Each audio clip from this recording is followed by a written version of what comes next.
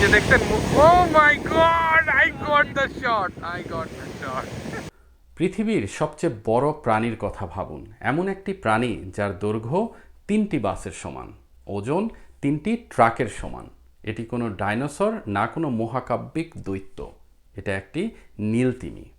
বিশাল এই প্রাণীটির দৈর্ঘ্য 30 মিটার এবং ওজন 1,30,000 কিলোগ্রাম পর্যন্ত পৌঁছতে পারে।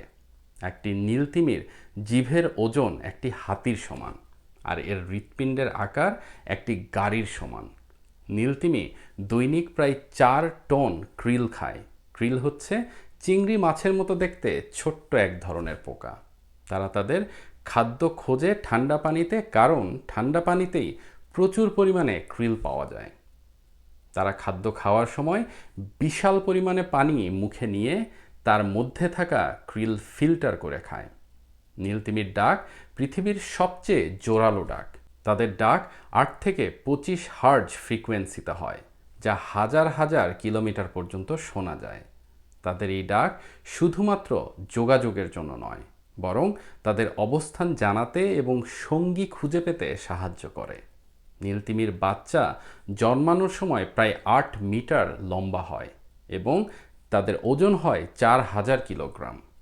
মা তিমি তাদের বাচ্চাকে প্রথম 7 থেকে 8 মাস মাতৃদুগ্ধ পান করায়, আর প্রতিদিন নীলতিমির বাচ্চার ওজন বাড়ে 90 কিলোগ্রাম পর্যন্ত। নীলতিমি শীতকালে ঠান্ডা জলাশয়ে খাবার খায় এবং গরম অঞ্চলে প্রজননের জন্য চলে যায়। তাদের এই অভিবাসনের কারণে পৃথিবীর বিভিন্ন সমুদ্র অঞ্চলে তাদের দেখা যায়।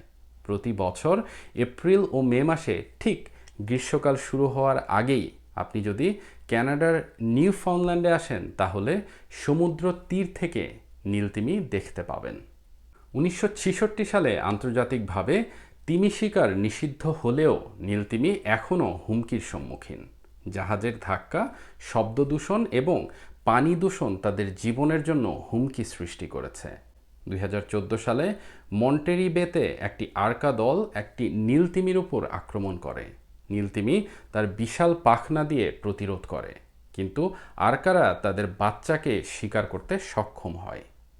নীলতিমি এখনও বিপন্ন প্রজাতি হিসেবে তালিকাভুক্ত। তাদের সংরক্ষণে বিভিন্ন আন্তর্জাতিক উদ্যোগ চলছে, যাতে ভবিষ্যতে এই মহা প্রাণীটি আমাদের পৃথিবীতে টিকে থাকে। নীলতিমি আমাদের পৃথিবীর এক অমূল্য রত্ন। তাদের সম্পর্কে জানলে আমরা তাদের সংরক্ষণে আরও সচেতন হতে পারি। ভিডিওটি ভালো লাগলে লাইক, কমেন্ট এবং সাবস্ক্রাইব করতে ভুলবেন না। আরও তথ্যপূর্ণ ভিডিও পেতে আমাদের সাথেই থাকুন। ধন্যবাদ সবাইকে।